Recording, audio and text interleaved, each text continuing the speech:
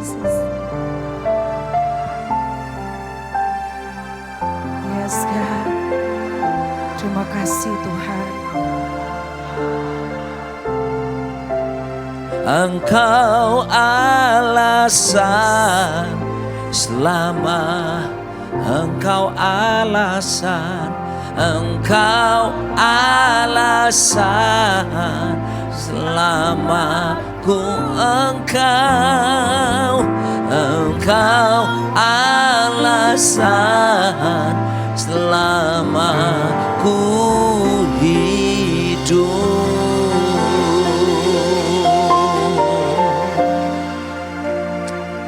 Datanglah kerajaan-Mu ya Tuhan, dan jadilah kehendak-Mu atas setiap kami di planet bumi ini seperti di sorga.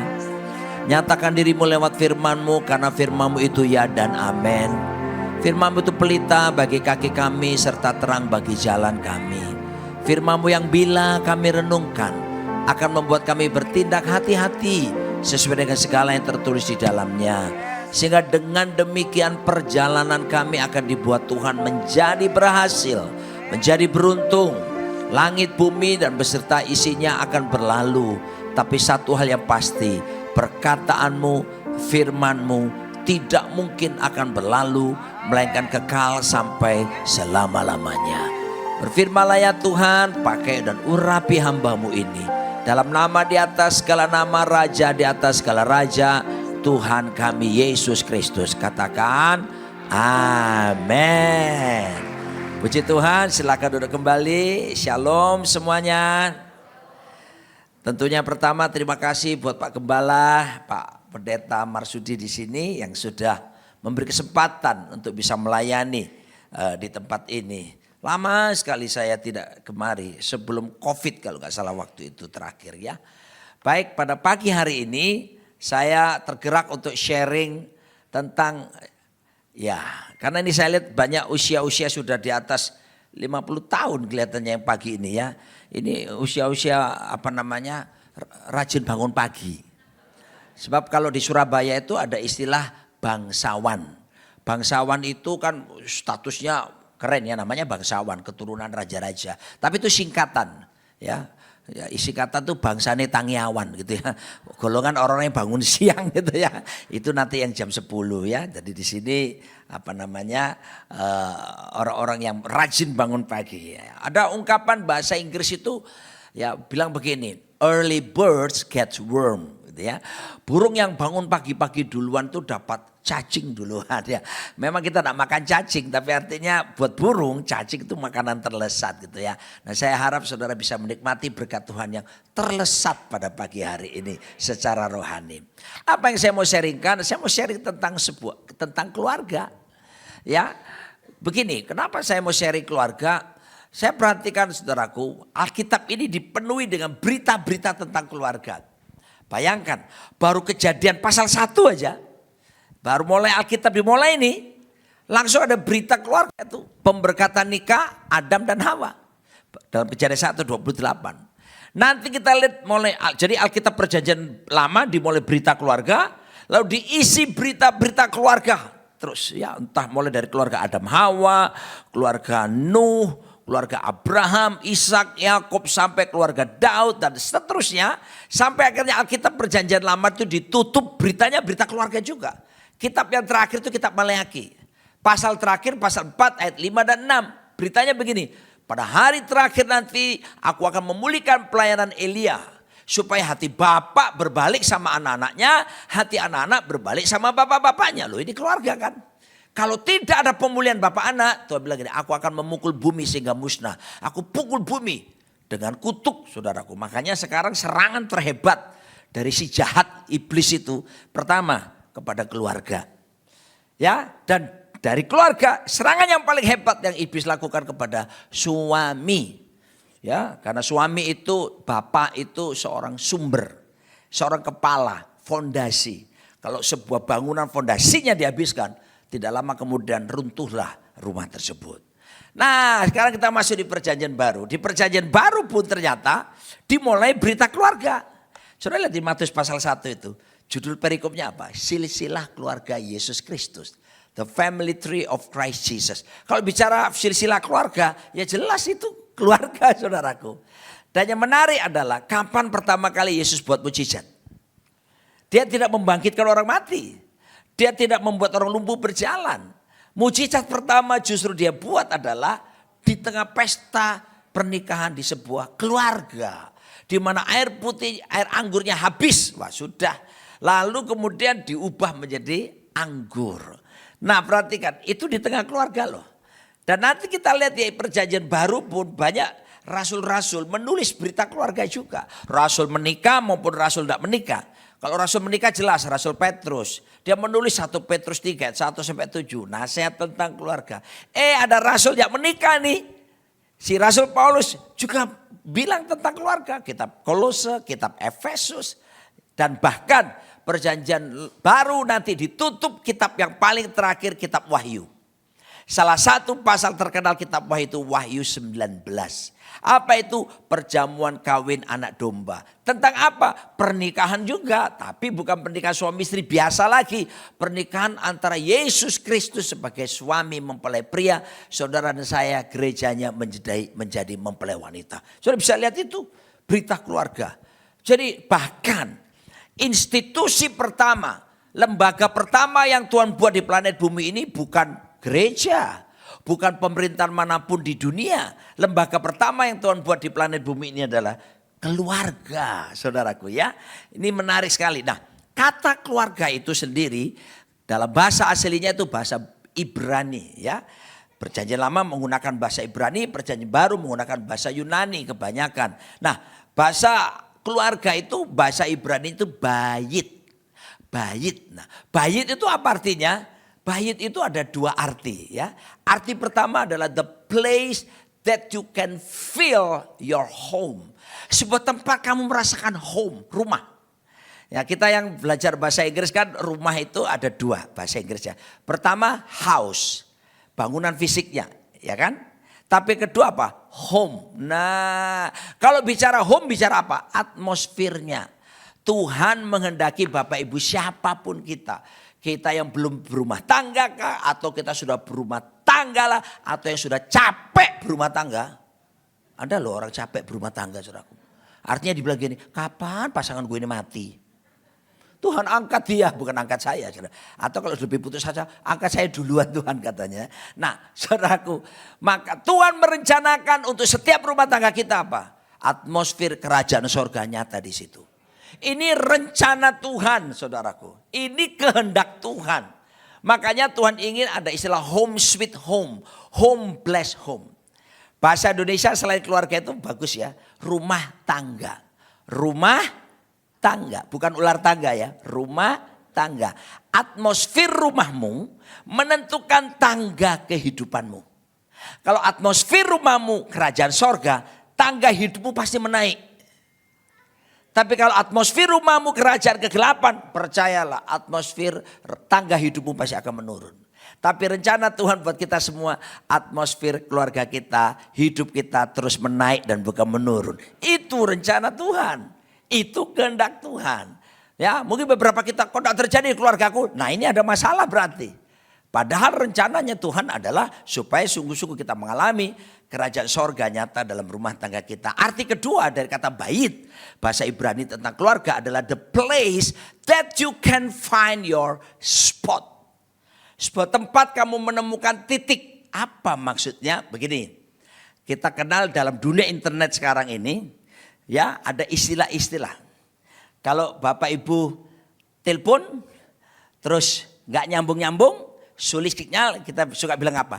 Blank spot. Nah, ada yang lagi disebut blind spot. Nah, orang Jakarta suka bilang lemot. Nah, tapi sebetulnya hotspot itu istilah internet kalau signalnya kenceng, mantep. Nah, itu disebut hotspot. Mari saya beritahu. Tuhan mengendaki rumah tangga saudara, hubungan saudara dengan Tuhan, hubungan suami istri, hubungan orang tua dengan anak-anak, hubungan anak-anak dengan orang tua mengalami hot spot. Nyambung. Nah jangan Yang terjadi seringkali ya lemot, blank spot, blind spot. Ya, tapi rencana Tuhan, saya sekali lagi, kehendak Tuhan, hubungan suami istri dengan Tuhan dan dengan anak-anak mencapai apa disebut hot spot. Nah, saya bilang ya, kalau yang hubungan suami sini hot spot, maaf ya, urusan diranjang tuh hot. Kok enggak ada yang amin ya? Kayak ada Pak Roni sudah enggak bisa. Saya memberitahu ya, selama masih minum air masih bisa. Kasih tahu kiri kanan, kamu masih minum air gak? Kalau ada yang bilang sudah enggak bisa memang. Tapi selama kamu masih minum air. Oke, kita lanjutkan lagi. Nah, Bapak Ibu kasih Tuhan, yang saya masukkan di sini, Tuhan ingin terjadi kerajaan sorga nyata dalam rumah tangga kita. Ada atmosfer hadirat Tuhan yang kuat. Hubungan yang aduh bagus sekali saudaraku ya. Nah bagaimana itu bisa terjadi? Nah saya sudah siapkan slide-nya. Tolong multimedia disiapkan. Kalau saudara suka judul khotbah judulnya Kingdom Family. Ya keluarga yang berbasis kerajaan Allah.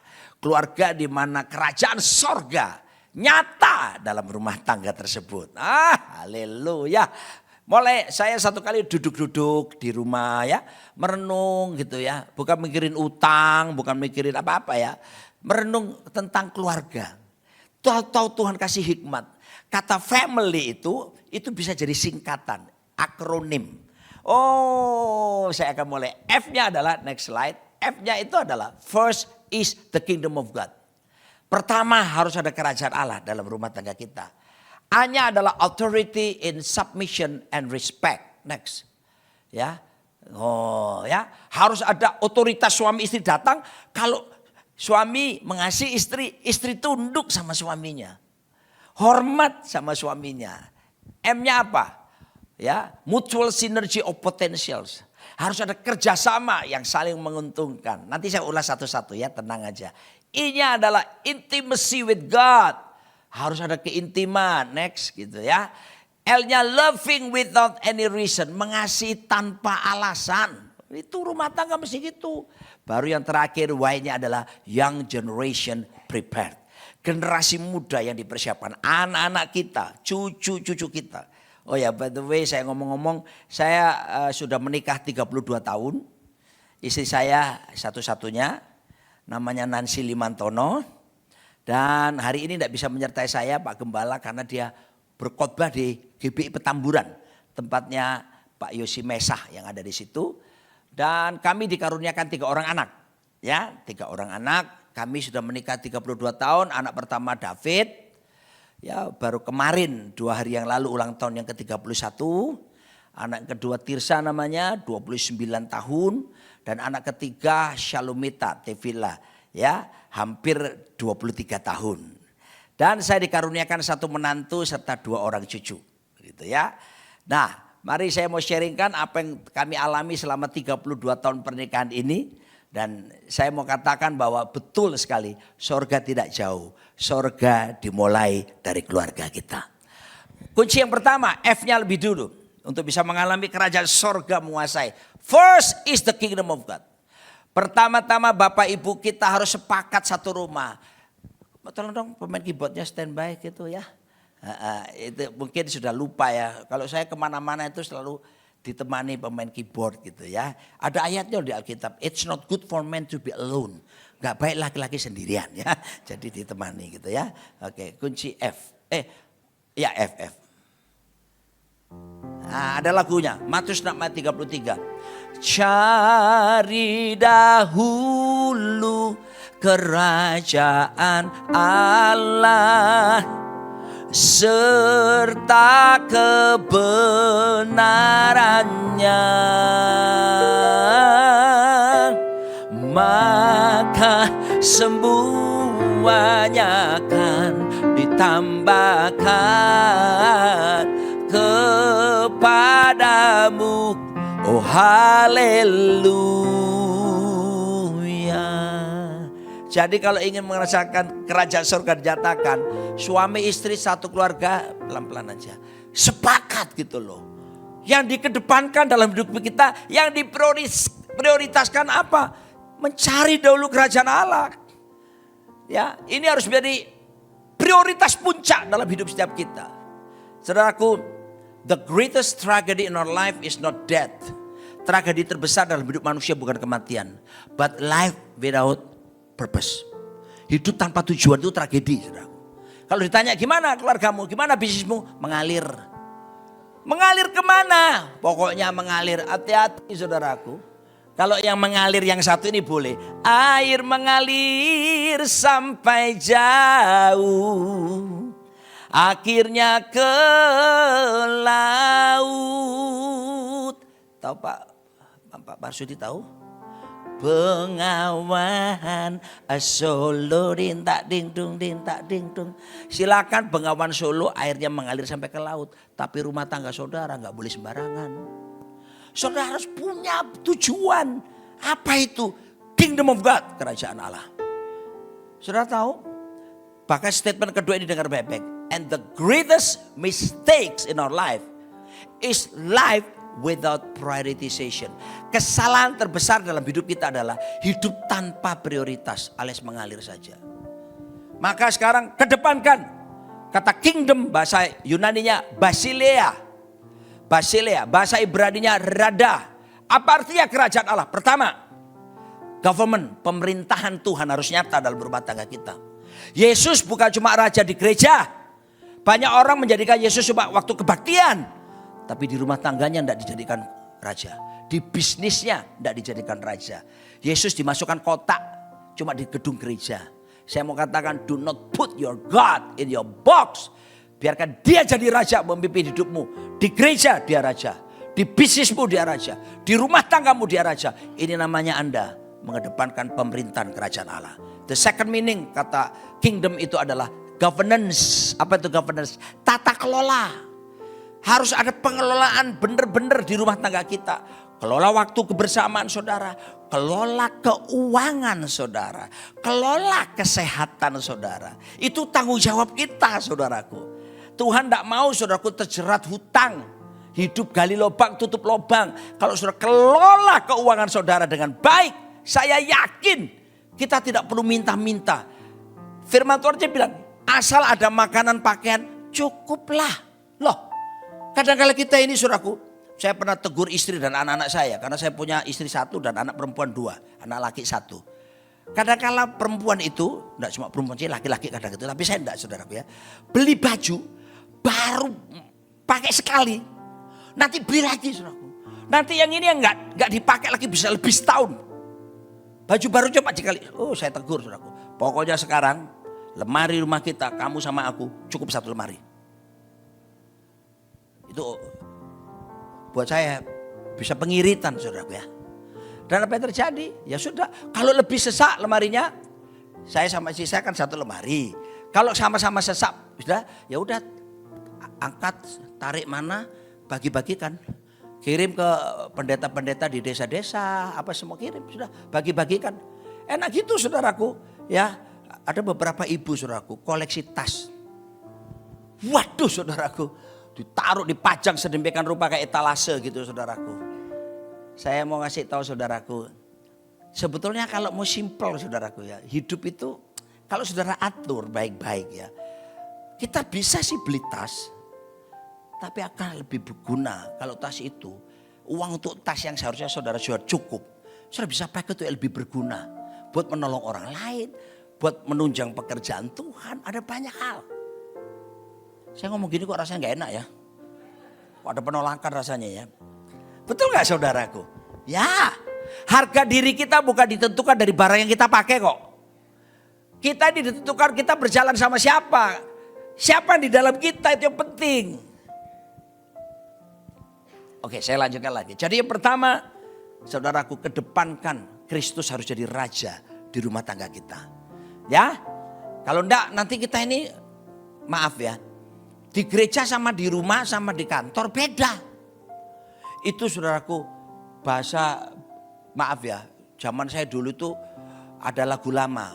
Orang suka main sandiwara sama Tuhan. Kunci G. Yang seumur sama saya pasti tahu lagu ini. Milenial gini, kasihan. Kalian telan aja lah ya lagu ini ya. Bunyinya gini. Lagu itu grup band namanya God Bless. Penyanyi Ahmad Albar. Nah, masih ingat tuh ya? Dunia ini panggung sandiwara, ceritanya mudah berubah. Sudah kamu raba aja. Kisah Mahabharata atau tragedi dari Yunani. Refren, mengapa kita bersandiwara? Hei, nyanyi. Mengapa kita bersandiwara? Ini loh, kalau kita main drama Natal, drama Paskah boleh, tapi jangan drama sama Tuhan. Jangan pernah berdrama sama Tuhan. Tuhan tahu isi hati kita kok. Amin. Tapi jangan berdrama sama pasanganmu juga. Kasih tahu suamimu, istrimu, aku ada sebagaimana ada kok sayang. Ngomong. Glory. Nanti ya, oke. Puji Tuhan ya. Itu F-nya. Lalu A-nya apa? Authority in submission and respect. Otoritas itu saudaraku datang karena kita itu suami. Tak pikir kamu marah sama saya. Nggak usah diri, ntar tanganmu gemeter ya. Saya kasih aba-aba saja, nanti ada dasar apa. Jadi begini, kalau otoritas itu datang, kalau seorang istri itu tunduk pada suaminya, tapi suami tunduk kepada Yesus. Banyak suami nuntut sama istrinya. Itu kalau di Manado khotbah misalnya, hai istri, tunduklah pada suamimu. Suaminya langsung sikut istrinya. Dengar ngana, dengar. Kita so bilang pangana tunduk pak kita, marngana tanduk pak kita. Saya itu saudara. Bapak-bapak, Anda boleh menuntut istrimu tunduk. Tapi kamu harus kasih contoh, kamu tunduk sama Yesus.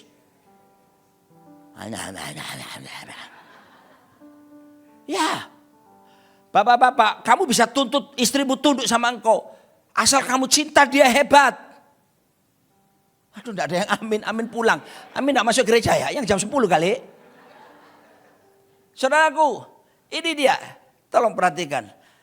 Kebutuhan utama seorang istri itu sebetulnya bukan Jen. Dia memang, gini loh.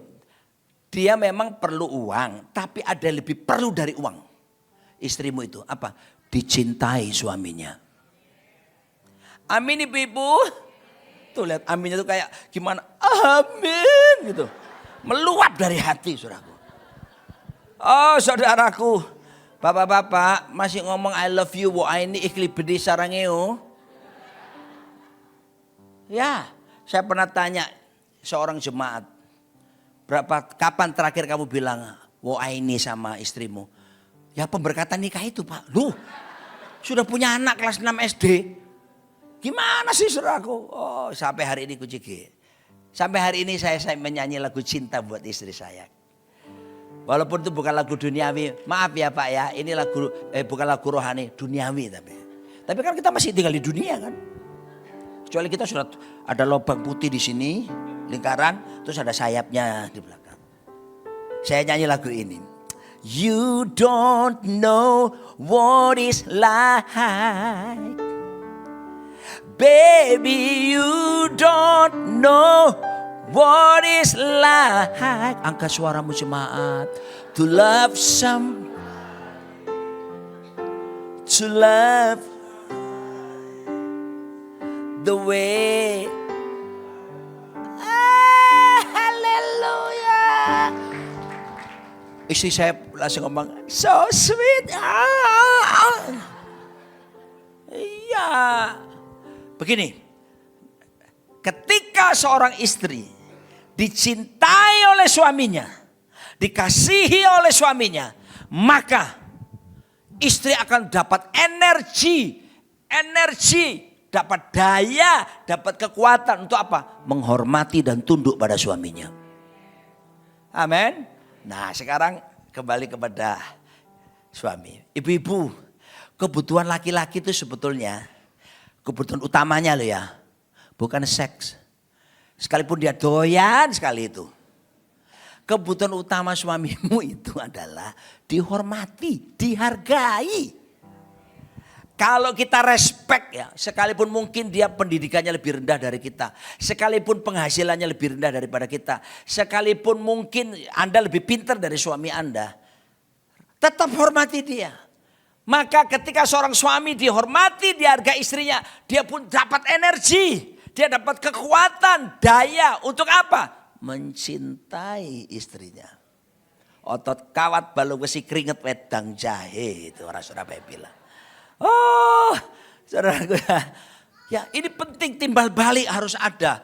Mesti bekerja di dalam keluarga menjadi energi. Inilah yang disebut dengan, tolong gambarnya, the energizing cycle. Lingkaran energi. Rumah tangga kalau seperti ini saudaraku, bergairah, semangat hidupnya. Tantangan boleh datang, kita hadapi berdua. Tapi kalau enggak saudaraku menghadapi sendiri-sendiri. Belum lagi urusan satu sama lain sakit hati sama dia. Aduh Tuhan, kapan kau cabut nyawanya? Cabut Tuhan, cabut. Kalau bukan dia, aku. Tapi kalau enggak terjadi ini, disebut dengan the crazy cycle. Next slide. Lingkaran gila. Ini banyak keluarga begitu saudaraku sekarang. Di Jakarta kayak begini. Suaminya enggak sayang istri lagi. Istri dapat kekuatan untuk hormat. Suaminya enggak dihormati. Dan akhirnya suami enggak dapat kekuatan untuk mencintai. Banyak istri-istri sudah, satu kali saya ditelepon jenderal Pak. Jenderal TNI. Pak Pendeta, tolong ke rumah saya. Saya perlu didoakan ini. Siap jenderal. Saya pergi sama istri saya. Sampai di rumahnya ternyata istrinya tidak ada. Ternyata dia mengeluh soal istrinya. Dia bilang gini, Pak Pendeta, di kantor saya Panglima.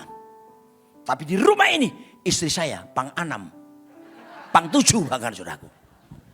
Banyak ibu-ibu begitu saudaraku. Tapi di Sungai Yordan sini tidak ada. Ya. Ibu-ibunya tunduk sama suaminya. Ya, tidak ada yang ngaku biasanya. Maaf, tidak ada bedanya. Tidak, ya bercanda. Saudaraku dikasih Tuhan. Ketika tunduk, ketika mencintai, dikerjakan bersama-sama. Maka akan ada energi, the energizing cycle buat rumah tangga itu. Amin saudaraku, yes, haleluya. So suami, demonstrasikan kamu tunduk kepada Kristus. Kamu akan menuai istrimu tunduk padamu. Amin, haleluya. Jangan tanya cintanya Yesus kepada kita. Sudah terbukti dia mati kayu salib menebusmu. Makanya buktikan cinta Yesus yang ada dalam dirimu.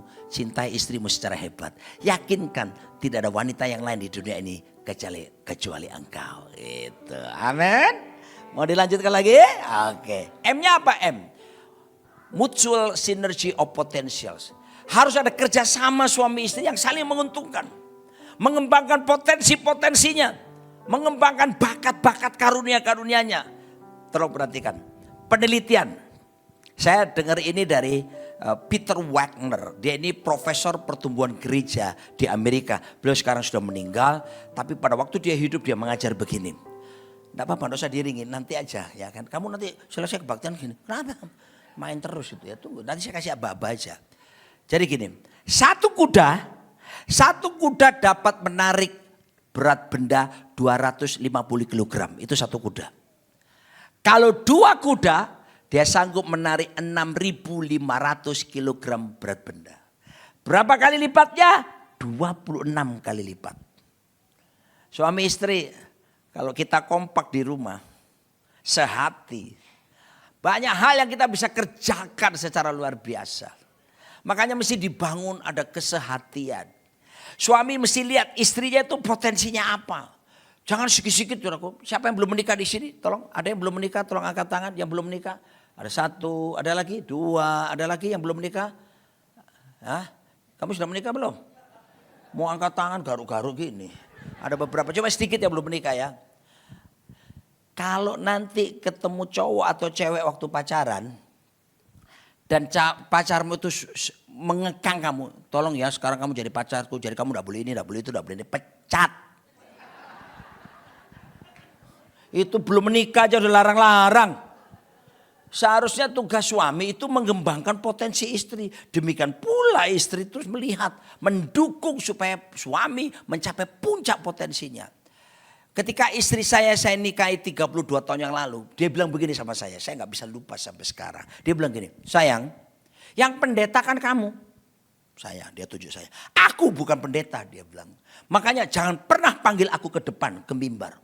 Dia ngomong gitu pertama. Aku mau urusan sama anak-anak sekolah minggu di belakang. Oh iya sayang. Begitu menikah tiap hari tinggal bersama. Saya lihat, saya jatuh cinta sama dia karena dia itu pendiam pemalu. Ya, nah saya ini orangnya riang-riang. Saya kalau menikah misalnya dapat perempuan yang riang-riang, enggak tahu rumah tangga saya bisa rame gitu kan. Jadi saya pikir aku mesti cari perempuan yang sejuk, adem, yang keibuan. Saya dapat ini istri saya itu, ya. Nah, saya lihat loh, walaupun dia keibuan tapi pinter, teliti, detail, sedikit perfeksionis, jangan bilang ya. Saya perhatikan, lalu saya pikir, ini cerdas ini. Saya berikan buku-buku rohani. Baca sayang, dia baca. Waktu itu masih di Mataram Pulau Lombok Pak, kami merintis jemaat. Jadi belum banyak kegiatan, belum sering-sering diundang seperti sekarang. Ya, jadi banyak waktu di rumah. Makanya saudaraku baru menikah langsung positif. Anak pertama lahir, muncul lagi anak kedua gitu ya, rajin.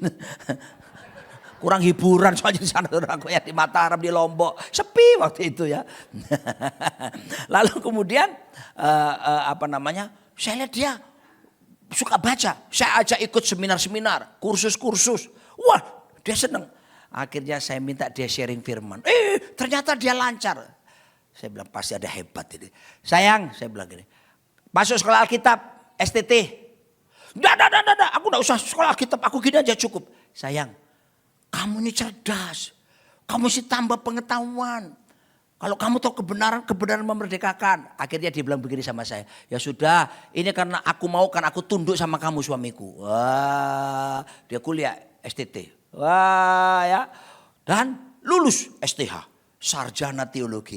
Setelah lulus saya bilang gini, nanggung. Maksudmu apa? Terusin supaya Master of Theology. Cukup.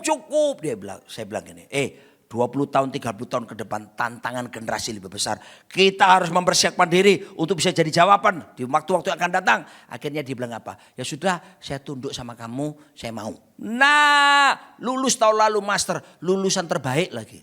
Dan apa yang terjadi saudaraku? Sekarang, dia diundang khotbah kemana-mana. Buat saya bersyukur. Kenapa? Maaf ya, ini terus terang aja. Tambahan berkat toh. Haiya. Tadi orang tanya, Pak Franky tanya, mana ibu Pak? Khotbah. Saudaraku, ini bukan masalah mau khotbah motivasinya uang, enggak. Tapi kalau potensimu dikeluarkan, berkat Tuhan akan datang. Loh kalau kamu enggak kerja cuma doa, Tuhan curahkan 10 miliar, ketubrak, bisa? Enggak bisa. Kalaupun bisa jatuh di kepala mati kita. Kerja. Ora et labora. Berdoa dan bekerja. Tolong kita yang sudah berkata, Pak saya sudah pensiun. Tunggu ya. PBB merilis laporan tahun lalu yang terbaru. Mereka bilang begini. Ini membuat saya semangat. Usia produktif yang disertai dengan kematangan adalah 60-70 tahun. Haleluya. Seharusnya kita semua di sini makin tua keladi, makin tua, makin jadi. Seharusnya. Jadi yang sudah 60 ke atas jangan, aku udah mau mati, jangan. Bilang sama Tuhan, Tuhan apalagi Tuhan? Saya mau keluarkan semua potensi saya. Dulu saya suka diminta bikin album-album rohani. Saya ada buat beberapa lagu-lagu rohani juga. Tapi setelah itu saudaraku sekarang anak-anak muda-mudanya hebat-hebat kan lagu-lagunya. Ya tahu dirilah saya. Lalu kemudian saya berkata kepada Tuhan, Tuhan what next? Tuhan bilang gini, tulis buku. What? Aku ini bukan orang ungu yang teliti, orang kuning. Kuning itu ngomong dulu baru mikir. Isi saya ungu, mikir dulu baru ngomong. Tapi saya duduk saudaraku, di tengah kesibukan saya pelayanan. Sekarang saya nulis buku. Kalau pesawat terbang gitu ya. Di atas pesawat saya nulis buku. Nanti malam saya terbang ke Amerika. Karena ada pelayanan di Amerika. Nah biasanya saya di pesawat itu saya ketik pakai iPad. Pas naik kereta api, saya ketik, bikin buku. Dan jadi beberapa buku-buku. Dan satu buku saudaraku, saya bisa dapatkan hasil ratusan juta rupiah. Tapi Tuhan bilang, ini ada tapinya. Serahkan hasilnya 100% buat pekerjaan Tuhan. Sudah, saya serahkan semua hasil penjualannya. Saya tidak kekurangan tuh, karena tabur menuai. Saudara, saya mau sharing ini kenapa? Jangan berhenti berkarya. Kok sepi ya? Keluarkan semua potensi saudara. Tempat penyimpanan harta karun yang termahal di dunia. Itu apa saudaraku? Bukan tambang emas, bukan tambang mutiara, bukan tambang nikel. Tempat penyimpanan harta karun terbesar, kuburan. Karena ada banyak orang mati sebelum mengeluarkan semua potensinya. Banyak lukisan harga miliaran, gak sempat dilukis orangnya keburu mati. Ada banyak buku-buku yang bisa mempengaruhi jutaan orang. Gak pernah terbit karena orang itu sudah mati. Ada banyak lagu-lagu hebat yang bisa mempengaruhi banyak bangsa. Tapi belum dikeluarkan karena dia sudah mati. Maka saudaraku, berdoalah seperti yang saya dengan istri saya berdoa. Tuhan, jangan panggil aku sebelum saya keluarkan semua potensiku. Aku tidak mau mati dalam keadaan penuh. Aku mau mati dalam keadaan kosong. Artinya semuanya sudah dikeluarkan. Setuju mau berdoa begitu? Ayo bilang, Tuhan. Tuh, ayo sama saya. Tuhan, kan tadi bilang setuju. Jangan panggil aku dalam keadaan penuh. Panggil aku pulang dalam keadaan kosong. Amin. Nah, udah berkarya. Amin. Tiada henti. Lanjut lagi. Ini apa? Intimacy with God. Next slide. Harus ada keintiman sama Tuhan Bapak Ibu. Salah satu bentuk suami istri intim sama Tuhan itu gimana? Doa bareng. Bangun mesbah. Jangan bangun sendiri, doa sendiri-sendiri, loncat semandi. Hei, ini diamanatkan di Alkitab. Yesus bilang 2 atau 3 orang berkumpul dalam namaku. Loh, itu bicara suami, istri, anak, keluarga. Aku ada di tengah-tengah mereka. Ini kepastian hadirat Tuhan. Tidak usah bingung. Lu rasa gak hadirat Tuhan? Gimana sih hadirat Tuhan? Ada getaran-getaran, kerenyang-kerenyang. Hei, kalau kamu cari sensasi kerenyang-kerenyang, gak perlu seperti itu. Pergi ke colokan listrik. Cari kabel terbuka, pegang sebentar aja. Kok akan menggelepar-gelepar di situ. Hadirat Tuhan itu kadang-kadang memang bisa dirasakan. Tapi by faith dengan iman Yesus berkata, 2-3 orang berkumpul dalam namaku, aku ada di situ. Rasa gak rasa, orang Manado bilang so pasti so tentu dia ada di sana, no? Saya harus yakin itu. Nah itu bagaimana terjadi kalau Anda lakukan doa pagi bersama, nyembah Tuhan bersama. 32 tahun pernikahan saya, Pak Marsudi Handono. Sampai tadi pagi Pak, kami tetap berdua bangun pagi, doa bersama, menyembah Tuhan bersama. Sebab itu fungsi saya sebagai pria, bukan karena saya pendeta. Laki-laki pria, kamu imam, kepala imam. Istrimu memang imam, tapi kepala imam itu suami. Tolong perhatikan para suami ya. Kalau kamu tidak melakukan fungsi imammu, jangan heran suatu hari istrimu take over atas semuanya. Alkitab telah menulisnya. Waktu Hawa digoda oleh iblis, Adam ada di mana? Ada yang bilang, sibuk kasih nama binatang. Enggak, Adam di sebelahnya. Adam orang pertama yang terima firman Tuhan. Adam, lu mesti ingat baik-baik ya. Jangan, semua pohon ini buahnya boleh kamu makan. Kecuali buah pengetahuan baik dan jahat. Siap Tuhan. Istrinya digoda sama Lucifer suruh makan buah pengetahuan baik dan jahat. Dia diam aja. Kalau seorang suami tidak melakukan fungsi imam, tidak ngajari istrimu firman Tuhan, tidak pimpin istrimu, suatu hari istrimu akan kendalikan kamu. Maaf saya harus ngomong ini. Adam diam saja. Adam main dermawan Pak De. Dan apa yang terjadi saudaraku? Dengar ini nanti begitu digoda sama Lucifer, tidak terjadi apa-apa. Begitu petik buah itu, nggak terjadi apa-apa Hawa. Begitu makan buah itu, gak terjadi apa-apa. Tapi waktu diserahkan suaminya dan dimakan, kutuk datang. Kenapa? Karena yang bertanggung jawab itu adalah suami. Suami, jangan cuma cari duit. Duit bisa dicari. Tapi keutuhan rumah tangga, kehadiran dalam keluargamu, sorga itu harus dinyatakan. Pimpin istrimu, anak-anakmu, jadi imam kepala buat mereka. Saya enggak bisa berdoa Pak dengan berdoa. Saya kalau dipimpin doa makan saudaraku, saya enggak mau berdoa. Tuhan Ethiopia, enggak bisa. Tuhan, ini enak buat terima kasih capcay buyung hai. Barong saya kalau ada. Kami nikmati enak semua. Tuh Pak Ruli kenal saya. Saya kalau doa makan sama-sama saya langsung dalam nama Yesus amin. Sudah makan sudah. Ngapain kita doa sudah kami ingat. Hamba-hamba Tuhan di pedalaman. Mereka dalam kekurangan transfer. Gak usah pakai doa. Kadang-kadang kita terlalu rohani saudaraku. Cuma mendoakan tapi tidak pernah transfer.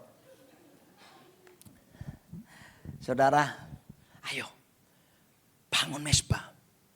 Kalau ada suami istri berantem nih, terus minta konseling sama saya, entah ke rumah atau sekarang kan enak di Jakarta nih. Ketemu di kafe ini ya, sedap. Ketemu di rumah makan ini, waduh saudaraku, naik. Terjadi kenaikan. Aduh saudaraku, habis yang konseling ajak makan. Berkelahi mereka, Pak ini suami saya ini, ini tidak bisa. Saya sampai gini, saya gini. Stop. Kalau saya ngomong, dua-dua kalian diam. Mau pengen saya bantu gak? Iya Pak. Kalau suami mau ngomong, istri diam. Iya Pak.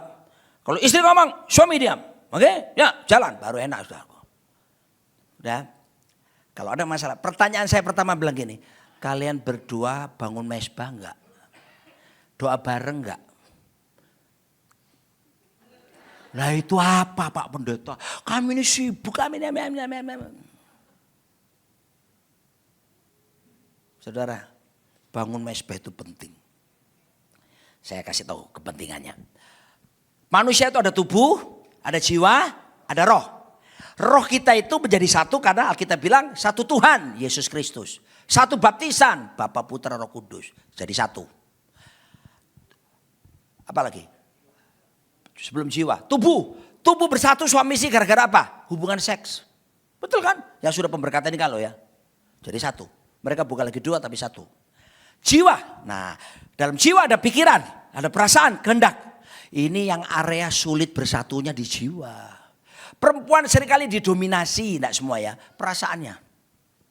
Makanya perempuan suka, gua rasa ya. Laki-laki sering didominasi oleh pikirannya. Gue pikir-pikir, nah itu. Gak sama, gak ketemu ini. Belum lagi apa lagi, kemauannya. Satu kepingin itu, satu kepingin ini. Gak ketemu. Gimana mempersatukan jiwa ini, pikiran, perasaan, kehendak. Kisah Rasul 4 menjelaskan. Gereja mula-mula itu mereka bisa sehati, sejiwa. Kenapa? Berdoa bersama. Bangun mesbah bersama.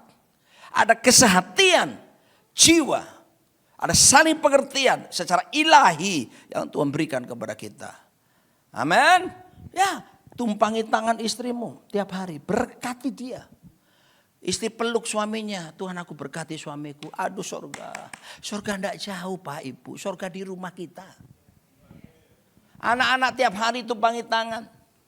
Tiga anak saya, waktu mereka masih bersama-sama kami. Sekarang mereka, yang dua sudah di Amerika, yang satu sudah di Indonesia, sudah selesai dari Amerika. Saya tumpangi tangan tiap hari. Tiap hari sebelum mereka sekolah. Singapura membuat penelitian, anak-anak yang rajin ditumpangi tangan orang tuanya, cerdas sekolahnya. Itu penelitian Pak, saya ikut seminarnya. Seorang dokter psikolog di Singapura, dari Singapura. Lalu saya tumpangi tangan, saya rajin, saya ucapkan berkat. Saya berusaha gini, Pak Ruli ada tahu. Tiga anak saya lulus summa cum laude di Amerika semuanya. Semua tiga dapat beasiswa. Saudara, jangan remehkan penumpangan tangan. Jangan biarkan temannya sekolah, teman pergaulannya dia pegang kepalanya tumpangi tangan dengan kejahatan. No, orang tua yang melakukannya. Yang terakhir, yang L. Masih boleh saya tambah 5 menit lagi Pak Gembala, boleh? Boleh? Ya, ikhlas ya Pak ya, ikhlas ya. L-nya sekarang, loving without any reason. Mencintai tanpa alasan. Itu harus. Kalau masih pacaran, kita boleh menemukan alasan kenapa kita cinta dia. Musik romantis, instrumen romantis. Makan di kafe, minum kopi. Sayang, lu kok mau sama gua sih? Padahal sayangan gua kan si Joni lulusan Amerika. Si Frankie anak bos. Si Yudi main saham kaya raya. Gua sih cuma pegawai negeri. Lu kok mau sama gua? Ceweknya akan bilang, sayang, aku gak cari harta. Aku cari seorang pria yang bisa melindungi aku, membahagiakan aku. Itulah kamu orangnya. Senengnya ya laki-laki. Giliran yang cewek tanya, gua juga gitu. Aku lihat si Susi, dia pemenang ratu kecantikan, suka sama lu tolak. Aku lihat si Mary, seksi, bodinya kayak gitar Spanyol, baunya wangi, mandi susu. Kok kamu tolak dia? Cowoknya bilang, kemolekan sia-sia, kecantikan sia-sia. Amsal Sulaiman berkata, tapi kamu wanita yang menyejukkan batinku, keibuan. Dia berkata, so sweet. Nah, dengar ya. Selama pacaran, kamu boleh menemukan alasan untuk mencintai pacarmu. Tapi begitu suami istri pemberkatan nikah, resmi, sah, suami istri tidak boleh bercerai kecuali maut memisahkan. Maka level cintanya harus tanpa syarat. Agape, tanpa alasan. Udah, mau apa? Ya kan? Nggak bisa cerai kan? Sekalipun badanmu telah mengembang ke kanan ke kiri dan bertambah luas wilayahnya sayangku, karena melahirkan anakku berkali-kali, maka suamimu akan berkata, still loving you. Sekalipun kepalamu botak, rambutmu berguguran, perutmu buncit, kamu seperti hamil tapi tidak pernah melahirkan. Sering kentut, sembarangan, dadidu dedor, ngorokmu tambah lama tambah keras. Aku istrimu akan tetap berkata, still loving you. Mestinya gitu kan. Halo, kalau istri saya misalnya, kunci sih. Misalnya dia tanya sama saya, lagu Gus Plus, ingat? Tolong milenial telan aja ya. Ada lagu lama berkata, why do you love me? Angkat suaramu jemaat. So sweet. Angkat tanganmu. I'll do everything to make you happy. Ooh, ooh, ooh. Kalau dia tanya, kenapa sih kamu sayang aku? Saya akan jawab gini, I'm sorry babe. I cannot find the reason why I love you. Because I love you without any reason.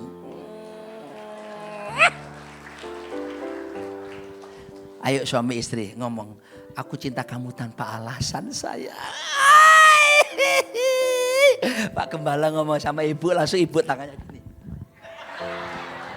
Seneng hati nih. Tanpa alasan, tanpa syarat. Halo. Dan yang terakhir, Y-nya apa? Young generation prepared. Anak muda, generasi muda yang harus dipersiapkan Bapak Ibu. Ya kalau kita ini pasti sudah cucu-cucu kan.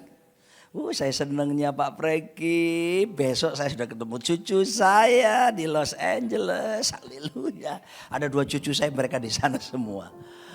Tugas kita untuk siapin generasi ini. Ajari mereka tentang firman Tuhan. Children see, children do. Anak-anak melihat, anak-anak akan melakukannya. Kita gak bisa bilang sama anak-anak kita, hey berhenti merokok. Belum bisa cari uang merokok, tapi kita gini. Dia bilang dalam hati, anak sekarang pinter-pinter saudara. Coba Bapak Ibu semua angkat tangan kanan saudara. Semua gerakan seperti saya gini tolong. Sebelum saya mau selesai. Bukan sulap sembarang sulap, bukan sihir sembarang sihir. Semua secara cepat ikuti saya ya. Ayo secara cepat ikuti saya, jangan sampai lewat. 1, 2, 3 ya, ikuti saya ya. Pegang telinga, cepat. Oke. Saya suruh pegang apa tadi? Telinga. Kenapa pegang hidung? Karena Anda melihat saya pegang hidung. Bapak-bapak, gak usah banyak omong sama anak-anak. Kasih contoh saja. Kasih teladan buat mereka. Mereka lihat papa takut Tuhan, mama takut Tuhan. itu jauh lebih kuat daripada perkataan kita. Ya, action speaks louder than words. Tindakan berbicara lebih keras daripada kata-kata. So, untuk menutup ibadah ini, izinkan saya promosi buku. Ini yang saya khotbahkan itu ada di buku ini. Tapi cuma secuil-cuil. Kau pengen lengkap, baca bukunya. Dapatkan di apotek-apotek terdekat dan toko-toko obat. Enggak ya di sini. Saya coba bawa sedikit, bawa 30 buku. Harganya satu buku 65.000. Seluruh hasilnya akan saya serahkan buat pekerjaan Tuhan, misi dan diakonia. Saya pakai ini juga tolong hamba-hamba Tuhan di pedesaan. Mereka anaknya, untuk kesehatannya. Dan kami juga bangun proyek sekolah di Paniai, Papua, Pegunungan Tengah. Untuk membantu kami nangani 630 anak-anak miskin Paniai yang sekarang tembak-tembakan itu loh. Nah itu di situ. Saya tiga kali ke sana tahun lalu. Tahun ini saya belum berangkat ke sana karena perang tembak-tembakan terus itu. Akhirnya istri saya keberatan, jangan ke sana saya bilang gini, kamu takut jadi janda ya gitu ya. Bapak Ibu bisa dapatkan di belakang buku ini dan kalau perlu tanda tangan silakan. Orang Surabaya bilang, orang Semarang bilang wani piro gitu ya. Kita bangkit berdiri bersama-sama, haleluya. Saya mau kita suami istri pegangan tangan, haleluya. Saya lihat Bapak ini tadi nyanyinya semangat. Kalau boleh tahu umur berapa Pak? 79. Wow, masih gini nyanyi. Haleluya. Kenapa? Merangkang. Memuji Tuhannya gitu ya. Oh olahraganya. Oh ya oke. Wah ini dia. Ayo kita gini loh. Jangan digandeng toh Pak. Aduh. Haleluya. Bapak-bapak dengar saya. Do not touch. Jangan sentuh istrimu hanya karena urusan seksnya. Before you touch the body of your wife, you have to touch the first is the heart of your wife. Sebelum kamu sentuh tubuhnya, sentuh perasaannya dulu. Perempuan itu kalau ininya antem, tenang, teduh. Ininya marah, terus dia bilang, yang sakit ngajak tidur. Payah, wah sakit pinggang, kapok. Touch the heart of your wife. Jangan kasari dia. Lembut sama perempuan itu. Dia akan berikan segalanya buat kita. So sweet. Ayo kita berdoa ya. Nyanyi dulu dong, nyanyi dulu. G. Bersama keluargaku melayani Tuhan. Bersatu selamanya mengasihi Engkau, mengasihi. Tiada yang dapat melebihi, tiada yang dapat melebihi kasih-Mu ya Tuhan, kasih-Mu ya Tuhan. Bagi kami Engkau segalanya, Engkau segalanya. Nyanyi sekali lagi bersama keluargaku, rangkul istrimu. Yang gak bawa pasangan bayangkan saja ya. Melayani Tuhan. Bersatu selamanya. Mengasihi Engkau. Tiada yang dapat melebihi. Kasih-Mu ya Tuhan. Bagi kami Engkau segalanya. Bagi kami Engkau segalanya. Bapak Ibu renungkan ini karena kami mengalami. Ketika 3 anak kami semua kuliah ke luar negeri, ke Amerika. Kami tinggal berdua, suami istri. Tinggal di apartemen. Ya namanya apartemen kan tipe L4. Lu lagi. Coba bayangkan kalau seandainya isinya berantem terus. Anak-anak sudah gak ada. Pasti nggak betah tinggal di rumah, apalagi apartemen. Mari saya ingatkan loh ya, ke depan ini anak-anak kita akan pergi meninggalkan kita. Kalau udah dari sekarang kita bangun keluarga kita, Anda akan kesepian di masa tua. Ada permusuhan suami istri, gak ada damai. Neraka sudah di bumi, belum mati, udah masuk neraka duluan di bumi. So dari sekarang suami istri berkomitmen Pertama, F. First is the kingdom of God. Cari dahulu kerajaan Allah. Kedua, otoritas datang. Kalau suami mengasihi istri, istri hormat sama suaminya. Tiga, kerjasama meningkatkan potensimu. Jangan berhenti sebelum mati. Pasti ada muncul rezeki-rezeki baru yang Tuhan berikan. Yang keempat, intimacy with God. Keintiman, bangun mesbah. Ajak istrimu sembahyang, memuji Tuhan bareng di rumah. Yang kelima, loving without any reason. Cintai pasanganmu tanpa syarat, tanpa alasan. Dan yang terakhir, persiapkan anak-anak kita, cucu-cucu kita. Supaya mereka hidup takut akan Tuhan. Kita berdoa, Tuhan berkati para pasangan suami istri. Ataupun yang tidak membawa pasangannya sekarang. Aku berdoa kebenaran ini termeterai dan memerdekakan setiap kami.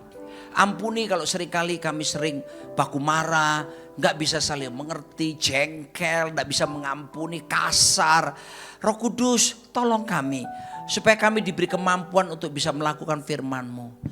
Tolong supaya suami boleh mencintai istrinya dengan hebat. Demikian pula istri boleh menghormati dan tunduk kepada suami. Kami berdoa, hamba berdoa supaya sorga nyata dalam setiap rumah tangga mereka. Dan anak-anak akan melesat seperti anak panah di tangan para pahlawan. Terima kasih buat firman-Mu metrekan. Kami pulang dengan damai sejahtera. Sorga tidak jauh. Sorga dimulai dari keluarga kami. Dalam nama Tuhan Yesus. Amin. Tuhan berkati. Jangan lupa ya bukunya.